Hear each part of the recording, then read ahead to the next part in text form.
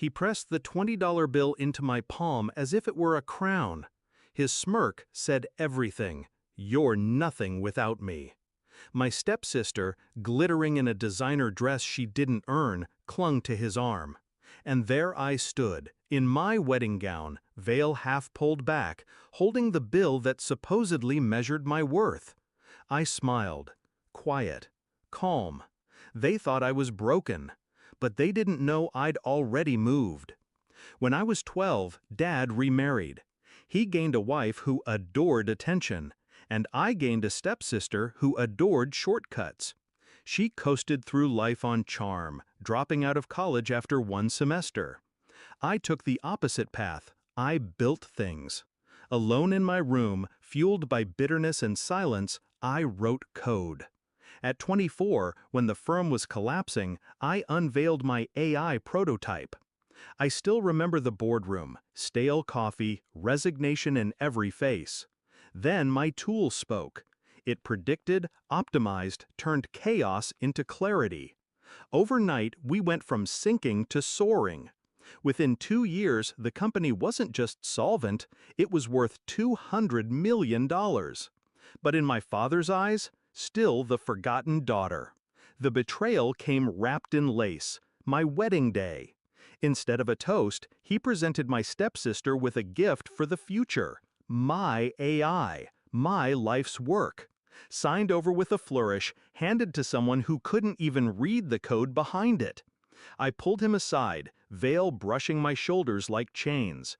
"You can't do this," I whispered. He shoved a 20 into my hand. "This is your worth." That was the moment the last string between us snapped. I didn't cry, didn't scream. I did what I always did. I planned.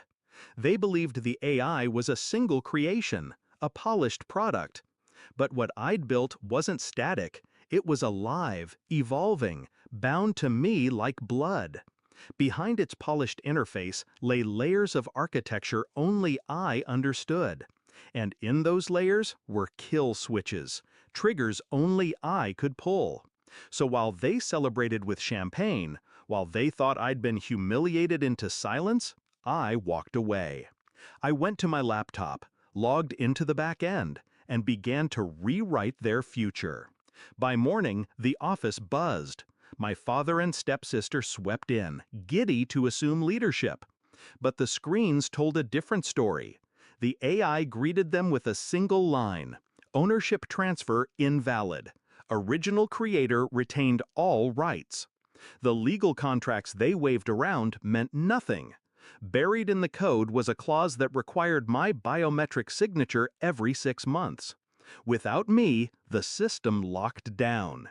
And it wasn't just the AI, it was the empire. Every client, every deal, every process ran through my system. They hadn't stolen a product, they'd stolen an illusion. Panic rippled, phones rang, investors demanded answers. My stepsister's smile cracked first. Then Dad's voice rose, shouting at assistants, lawyers, anyone. But no one could override what I'd built. Finally, they called me. His voice on the line was jagged glass. "What did you do?" I spoke slowly, savoring every word. I protected what's mine. "You ungrateful." "No, you taught me exactly how much I'm worth. $20. So I sold the company last night.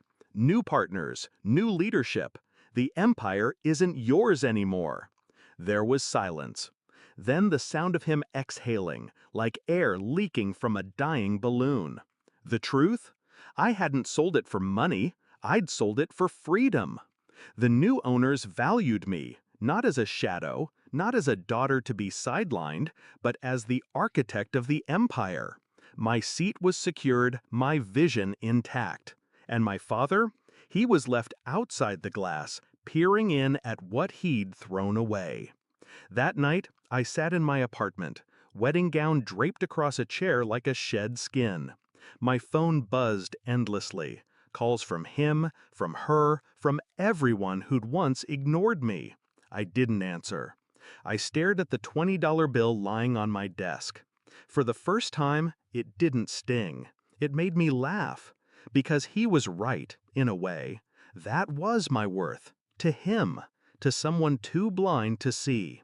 But to the world I built, to the empire I protected, to the future I owned, I was priceless. And I never looked back.